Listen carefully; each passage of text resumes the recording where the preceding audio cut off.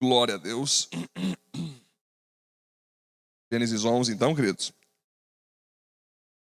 é o capítulo que fala principalmente, então, da Torre de Babel, né? Vocês lembram que semana passada, aliás, faz alguns dias, no nosso último momento, nossa última live, eu falei com você sobre Nimrod, um líder mau, um líder egocêntrico, um líder orgulhoso, né? Que, inclusive, se diz, então, que ele foi um dos fundadores de Babel. Um dos principais, né? Talvez o principal, aliás. Fundador da cidade de Babel. E para que ele não fosse morto pelo dilúvio, como aconteceu do dilúvio levar a todos, na época ali de Noé, ele então fez uma torre gigante. Ele foi o idealizador dessa torre, depois nós vamos trabalhar aqui, que é a Torre de Babel, para que caso então chegasse as águas do dilúvio, ele e a sua família ficariam no topo dessa torre e não seriam levados pelas águas. Aí você vê o tipo de pensamento egocêntrico. O tipo de pensamento egocêntrico que pudesse ter aí o nosso querido Nimrod, que era então alguém totalmente egoísta, um líder carnal, né? Mas nós vamos perceber aqui então, queridos, em Gênesis 11, o seguinte. Olha só, o primeiro ponto que eu quero trabalhar com você hoje. Deus só abençoa projeto de reino que glorifique o seu nome e não projeto de poder humano que visa afagar o ego de alguns. Olha só, gente. Naquele tempo, todos os povos falavam uma língua só. Todos usavam as mesmas palavras.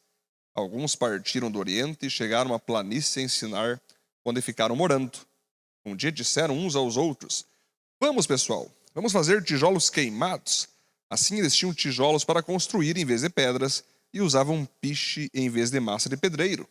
Aí disseram: "Agora vamos construir uma cidade que tem uma torre que chega até o céu. Assim ficaremos famosos e não seremos espalhados pelo mundo inteiro." Então o Senhor desceu para ver a cidade e a torre que aquela gente estava construindo. O Senhor disse assim: "Essa gente é um povo só e todos falam uma só língua. Isso que eles estão fazendo é apenas o começo. Logo serão capazes de fazer o que quiserem. Vamos descer e atrapalhar a língua que eles falam, a fim de que um não entenda o que o outro está dizendo." Assim o Senhor os espalhou pelo mundo inteiro e eles pararam de construir a cidade. A cidade recebeu o nome de Babel, pois ali o Senhor atrapalhou a língua falada por todos os moradores da terra e dali os espalhou pelo mundo inteiro. Olha que interessante, queridos. Olha que interessante o que aconteceu aqui. Esses homens provaram nesse momento que quando um grupo de homens, mulheres, quando uma coletividade humana possui um foco, possui um objetivo, possui um sonho, possui um projeto, e todos buscam então, com suas próprias forças, com suas próprias energias, com suas famílias envolvidas, acreditar naquele projeto e trabalhar para a realização daquele projeto, eles conseguem fazer o que eles quiserem. Ou seja, uma das coisas mais poderosas na Terra se chama unidade entre grupos. Interessante, hein? O poder da coletividade, o poder do grupo, o poder da equipe, o poder do coletivo que façam que o grupo, que pode ter ali dezenas, centenas, milhares de pessoas voltados a um único objetivo, se tornem uma só pessoa e nada consegue impedir, então, um grupo unido de realizar o que eles querem. Olha que interessante, gente, a primeira deixa aqui. Olha que interessante o primeiro princípio aqui. Nós sozinhos, você sozinho e eu sozinho, nós poderemos ser fortes, poderemos ser rápidos, mas nem sempre seremos vitoriosos sozinhos. Agora, quando estamos em coletividade, em unidade, nós somos imbatíveis. Olha o poder que há aqui. Esse grupo, então, sendo liderado, como nós conversamos na última live, através da liderança do homem chamado Nimrod, que botou na cabeça daquela galera que era necessário fazer uma torre, caso viesse um dilúvio, seguir a sequência aí da humanidade através de Nimrod. Se colocou ali uma proposta onde então todas as nações deveriam estar ao redor dessa torre, todos os povos ao redor dessa torre. Essa torre praticamente seria um altar à divindade humana, ao poder do homem, ao ego do homem, né? Onde todos então falavam só uma língua, onde todos só tinham uma moeda, onde todos ali se armavam para ter uma só religião, e claro que essa religião teria o homem como o próprio Deus de si mesmo. Então esses homens estavam trabalhando, estavam fazendo dar certo o seu projeto. Deus percebeu que de fato a unidade é uma coisa que Ele mesmo abençoa, porque é um princípio do próprio Deus. O próprio Deus sempre foi unido, sempre teve equipe ao seu lado. Passamos o homem à nossa imagem, né? Pai, Filho e Espírito Santo. Então Deus sempre foi um Deus trino, um Deus coletivo, um Deus de equipe. E Ele sabe que isso é um DNA que partiu do próprio Deus querer buscar a unidade para alcançar objetivos. Mas o problema, e aí que está a questão, esse grupo estava em volta de um projeto, esse grupo estava se unindo por um motivo que não glorificava a Deus. A busca da unidade deles não era para que o nome de Jesus fosse glorificado. Eles buscar a unidade estava certo. É o que Deus deseja de todos nós. Mas as motivações do coração de cada um deles estavam erradas. Porque eles não estavam com um projeto para glorificar a Deus. Estavam com um projeto para glorificar o próprio ego deles. E por isso o primeiro ponto aqui diz: Deus só abençoa projeto de reino que glorifique o seu nome, e não um projeto de poder humano que visa afagar o ego de alguns. Então, quando Deus percebe que aquelas centenas de pessoas ou milhares de pessoas estavam construindo um projeto, estavam sendo bem-sucedidos num projeto que não glorificaria o nome de Deus, que não contribuiria com o propósito de Deus de povoar todo o planeta, porque eles estavam querendo viver só ali. Eles queriam viver ao redor daquela torre, naquela região que eles queriam viver. Eles não queriam se espalhar, eles não queriam levar o nome de Deus para outros povos, eles não queriam povoar todas as partes da terra. Eles queriam ficar ali, eles queriam ficar com as famílias deles ali, eles queriam prosperar juntos ali. Eles não queriam ter maiores trabalhos do que viver para eles mesmos, né? Então, além de não glorificar a Deus, não contribuía com o propósito de Deus de impactar a terra com a sua glória.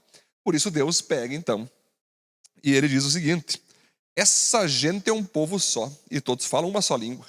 Isso que eles estão fazendo é apenas o começo, logo serão capazes de fazer o que quiserem. Vamos descer e atrapalhar a língua que eles falam, a fim de que um não entenda o que o outro está dizendo. Assim o Senhor os espalhou pelo mundo inteiro. E eles pararam de construir a cidade. A cidade recebeu o nome de Babel, pois ali o Senhor atrapalhou a língua falada por todos os moradores da terra, e dali os espalhou pelo mundo inteiro. Olha que interessante, gente. Vamos descer. Com quem que Deus vai descer? Ele, o Filho e o Espírito, Deus Pai, Deus Filho, Deus Espírito Santo, pegam e descem. Essa coletividade maravilhosa, a unidade mais linda e mais bela de todas, é a unidade de Deus Pai, Deus Filho e Espírito Santo. Essa que é a nossa referência de unidade. E os três são um são três, buscando sempre que a vontade dele seja feita na terra, na vida dos homens. Essa unidade poderosa, esse modelo santo de unidade, veio e atrapalhou aquela unidade carnal, destruiu aquela unidade egocêntrica. Chegando ao ponto, então, de cada um falar um tipo de língua. Imagine só que interessante, queridos. Aqui, então, está estabelecido as nações. Aqui, então, Deus estabelece as primeiras nações. Imagine, todos falavam uma só língua. Mas quando Deus desce lá e atrapalha e coloca uma língua em cada cara ali, Eu imagino o seguinte, que tinha 5 que falavam ali em espanhol, tinha outros 10 que falavam em português, outros 10 que falavam ali em italiano. Eu estou dando exemplos aqui, a gente sabe que o crescimento das línguas vai com o passar dos séculos. Vamos tentar entender a lógica ali, né? Alguns falavam ali em inglês, vamos pensar assim. Cada cara que falava uma língua, ele tentava falar com o outro e não se entendia, não era entendido e não se entendia. Então ele tinha que ter alguma maneira de encontrar um ou outro alguém que pudesse falar a sua língua. E assim eles foram se dividindo, se subdividindo e se espalhando pela terra, formando com isso o que chamamos hoje de nações, de países que possuem hoje a sua língua, a sua cultura, a sua religião, seu idioma, né? Seu modo de se comportar nesse planeta. Então, o que acontece, queridos? É muito interessante aqui o princípio. Nós não podemos, como cristãos, levantar uma torre que visa a nossa glória. Nós temos que levantar uma torre que visa a glória de Deus. Essa torre se chama igreja, se chama pessoas entregando a vida para Cristo, se chama pessoas se convertendo, sendo batizadas, sendo discipuladas. Nós não devemos ter um projeto de poder, mas um projeto de reino. Quem tem projeto de poder humano vai ser confundido, vai ser espalhado, vai ser condenado. Quem tem projeto de reino de Deus, vai ser abençoado pelo Senhor. Olha que interessante isso, queridos.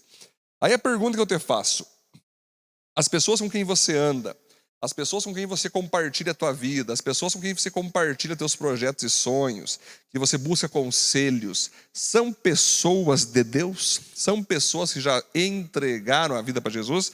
São pessoas que vão sempre te aconselhar a você usar teus dons, tuas habilidades, seus talentos, tuas aptidões para glorificar a Deus? Baseado na integridade, baseado na santidade, na pureza, ou são pessoas que querem que você seja o cara, até mesmo através de desonestidade, falta de caráter, alcançar teus objetivos derrubando o tapete das pessoas? Com quem você tem andado? O grupo correto para você andar se chama igreja. O grupo correto para você andar se chama pessoas cristãs, que vão sempre te lembrar que a tua vida, que a tua família, que a tua empresa, que os teus sonhos, projetos e missões têm que glorificar a Deus. Deus tem que ficar feliz. Deus tem que sentir que o nome dele sendo glorificado. Deus tem que aprovar. Deus tem que ir junto. Muitas pessoas, quando eles vão fazer projetos e planejamentos, o que eles fazem? Eles não oram a Deus. Eles começam, eu vou fazer uma empresa. Eu quero uma empresa de tal coisa. Aí ela cria, faz sociedade com não crente, pega um funcionário não crente. Aí ela chega e diz: Deus, aqui estão meus planos. Já fundei a minha empresa, iniciei ela e quero que o Senhor abençoe a minha empresa. Gente, se Deus não foi colocado no início, pode ter certeza que no meio ele não vai entrar. E muito menos no final. Você jamais pode fazer planos e projetos somente você e pessoas, não. A primeira coisa que você tem que fazer, se você tem um desejo de ter um projeto, um desejo de ter um sonho, um planejamento, é você orar. Ó Deus, estou querendo fazer um projeto, mas eu preciso da tua luz. Eu preciso que o Senhor aprove, eu preciso que o Senhor direcione. O Senhor está nisso. Eu não vou iniciar esse projeto se o Senhor não estiver nele, Senhor. O Senhor está, o Senhor vai estar, o Senhor vai abençoar, e aí se o Senhor confirmar a ti, e pode ser através da palavra, da oração, através de pessoas, que Ele estará com você, vai na bênção que essa torre do reino de Deus vai ser erguida até o final. Agora, diferente disso, se você começou algo sem a presença de Deus, volte para Ele, peça a ajuda dEle, inclua Ele talvez no meio, aí talvez Ele até entre, se não for uma coisa tão fora, provavelmente Ele vai mandar você rasgar todos os teus projetos que tu fez para si mesmo, e vai mandar você fazer um novo projeto, mas dessa vez com a orientação e bênção dele. Você veja que esse projeto da Torre de Babel foi um fracasso. Até um momento eles foram subindo, foram conseguindo levantar. Mas Deus mesmo desceu, queridos. Deus mesmo desceu e acabou com esse projeto. Acabou com a Torre de Babel. Muitos talvez pensaram: uau, eles estão sendo pessoas abençoadas. Olha, está quase batendo o céu essa torre. Olha só, hein? Olha, Deus está abençoando, hein? Prosperidade, hein? Às vezes você está nessa. Às vezes você está nessa. Você está fazendo coisas aí em teu nome, está dando certo, está tendo aplausos, estão tirando foto, estão admirando.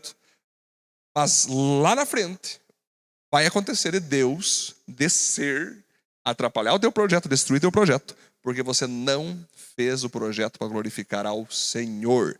Nós temos que aprender que a nossa vida, a nossa família, a nossa empresa, a nossa igreja, nosso ministério, nosso chamado, nossa missão tem que sempre glorificar. Tem que sempre e somente glorificar a Jesus Cristo e não a nós mesmos. Amém, queridos? Daí o segundo ponto. Olha que interessante. Siga com o chamado de Deus em sua vida e jamais se acomode fazendo sua própria vontade. Olha que interessante isso, gente. Siga com o chamado de Deus em sua vida e jamais se acomode fazendo sua própria vontade. Se nós continuar vendo Gênesis 11, nós vamos ver depois que continua a lista dos descendentes de um dos filhos ali de Noé, né? Dos filhos de Noé também, que é Sem, e vai dizendo os nomes dos seus filhos, né? Vai passando ali as gerações, até que chega nesse momento aqui, queridos, onde vamos chegar no pai de Abrão. Olha só, quando Naor tinha 29 anos, nasceu o seu filho Terá. Depois disso, Naor viveu mais 119 anos e foi pai de outros filhos e filhas. Depois que completou 70 anos de idade, Terá foi pai de 3 filhos. Olha só, Terá foi pai de 3 filhos: Abrão, Naor e Harã. São esses descendentes de Terá, que foi o pai de Abrão, de Naor e de Harã. Harã foi o pai de Ló. Olha aí, gente. Harã foi o pai de Ló. Terá ainda vivia quando seu filho Harã morreu na Babilônia, na cidade de Ur, onde havia nascido. Abrão casou com Sarai e Naor casou com Milca. Milca e Iscá eram filhas de Harã. Sarai não tinha filhos, pois era estéril. Terá saiu da cidade de Ur. Atenção, olha só. Terá, o pai de Abraão, saiu da cidade de Ur, na Babilônia, para ir até a terra de Canaã. E levou junto seu filho Abrão, o seu neto Ló, que era filho de Harã, e a sua nora Sarai, que era mulher de Abrão. Eles chegaram até Harã e ficaram morando ali. E Terá morreu em Harã com a idade de 205 anos. Olha isso, gente. Terá saiu da cidade de Ur, na Babilônia, para ir à terra de Canaã. Porém, ele chegou em Harã, ficou morando ali e morreu ali. Olha só, queridos. Sabe o chamado que nós vamos ver em Gênesis 12? Amanhã nós vamos ver em Gênesis 12, que Deus fala: Abraão, sai do meio da tua terra, do meio da tua parentela, e vá para uma terra onde eu te mostrarei. Sabe essa que tu conhece muito bem? Pois é. Esse chamado para ir a uma terra prometida, para ir a Canaã prometida, não foi dado primeiramente a Abraão. Foi dado para o pai de Abraão, queridos, chamado Terá. Olha só, Deus falou para Terá: Terá, pega a tua família e vá para Canaã. Mas até eles chegarem em Canaã, eles tinham que passar por Harã. Eles fizeram um acampamento em Harã, ficaram uns dias ali para poder depois seguir viagem. Só que o Terá achou tão legal aquela terra de Harã, achou tão próspera aquela terra de Harã, que ele quis ficar ali. Ele quis morar ali. Ele fez a sua família, ele fez tudo ali, ele fez seu trabalho, a sua empresa. Ficou ali, queridos. Ele ficou em Harã. E decidiu não ir mais à terra prometida. Vai ver, ele ficou cansado de viajar, vai ver, ele pensou: poxa, eu estou ficando velho, eu tenho que mais que curtir a minha vida. Bucha, ficar toda hora vivendo por fé o tempo todo. Deus quer me mandar para uma terra maravilhosa, mas aqui eu estou feliz, eu não preciso de algo mais maravilhoso. E Terá, o pai de Abraão, então decide por conta própria não seguir mais o chamado de Deus para a sua vida. E o que aconteceu com ele, queridos? Ele permaneceu nessa terra que era a sua própria vontade, a vontade própria, a vontade do egoísmo, a vontade da vaidade. E o que aconteceu com ele, queridos? Ele morreu nessa terra. Olha só, ele morreu nesse território. Assim acontece com cada um que inicia o seu projeto que Deus deu. Olha que interessante. Olha isso, gente. Acabamos de falar da Torre de Babel, um projeto levantado por homens, e não foi Deus que inspirou. E Deus foi lá e destruiu. Agora temos aqui um projeto que Deus deu para Terá. Deus deu para Terá um projeto. Ei, siga com a tua vida, leve a tua família até a terra de Canaã. Ele começou a construir essa torre do projeto de reino. Um projeto que ia glorificar a Deus. Mas no meio do caminho ele parou a torre, queridos. E ficou morando em Harã. Ficou baseado na sua própria vontade. Ele cansou, ele desistiu, ele abandonou o barco, ele olhou para trás, queridos, e morreu nesse território. O próprio Jesus disse que um homem que começa a levantar uma torre, fala para todo mundo que vai levantar uma torre, mas para o projeto no meio do caminho, ele depois é humilhado, é envergonhado. E as pessoas tiram sarro, tiram onda da vida dele, porque ele falou que estava começando um projeto e parou. Então, queridos, o que está acontecendo aqui? Deus não aprova você tentar levantar projeto próprio sem a presença dele, que ele vai vir e vai destruir em algum momento. Mas, ao mesmo tempo, Deus também não aprova você começar o projeto que Ele te deu, iniciar o teu chamado, iniciar o teu caminho que Ele te deu, iniciar na missão que Ele te confiou, no meio do caminho, talvez por pecado, por cansaço, por incredulidade, talvez por orgulho, egoísmo, medo, você para no meio do caminho. Você permite que a tua torre, a torre que tu está construindo, do reino de Deus, do chamado de Deus, tu para no caminho e vai viver coisas que são da tua vida e não coisas de Deus. É o famoso desviado. O desviado, queridos, não é aquele que sai da igreja apenas. Não, o desviado é aquele que começa a levantar a torre da sua própria vida cristã, a torre da sua própria missão que Deus deu e para no caminho. Alguns até continuam na igreja.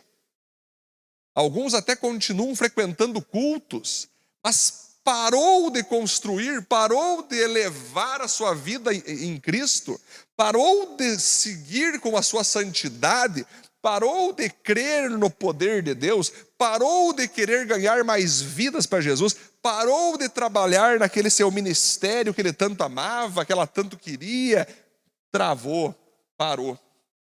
Foi o que Terá fez, o pai de Abraão. Recebeu esse chamado para ir até a terra de Canaã, parou no meio e morreu ali. Ou seja, você vai perceber que se você parar o teu projeto que Deus deu, a missão que Deus te deu, você vai perceber que algo vai acontecer na tua vida e você pode morrer por isso. Você pode deixar de existir por isso. Morte física mesmo. Está certo que vai morrer ministério. É certo que irá morrer chamado. É certo que irá morrer da tua missão. É certo que irá morrer relacionamentos que você tinha cristãos que eram maravilhosos. Então, meu conselho a você é que você fique firme na torre do reino de Deus e continue construindo seu caráter cristão, sua vida cristã, seu chamado cristão, sua missão cristã, até o último dia da tua vida, para que depois você, após essa morte física, você passe a morar e viver eternamente no céu. Amém, queridos? Glória a Deus, que bênção, hein? Foi muito bom o nosso tempo hoje em Gênesis 11. Deus siga abençoando todos que estão aqui na nossa live. Peço que você compartilhe essa live, compartilhe no WhatsApp, compartilhe no Facebook. Vamos bombar aí nos grupos para que mais pessoas sejam abençoadas e edificadas.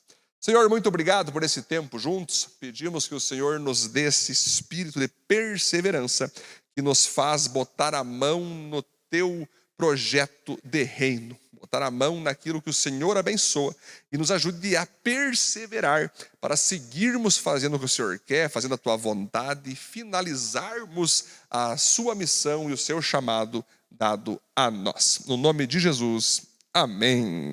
Amém, queridos. Glória a Deus. Deus abençoe. Até amanhã, então. Voltamos com Gênesis 12.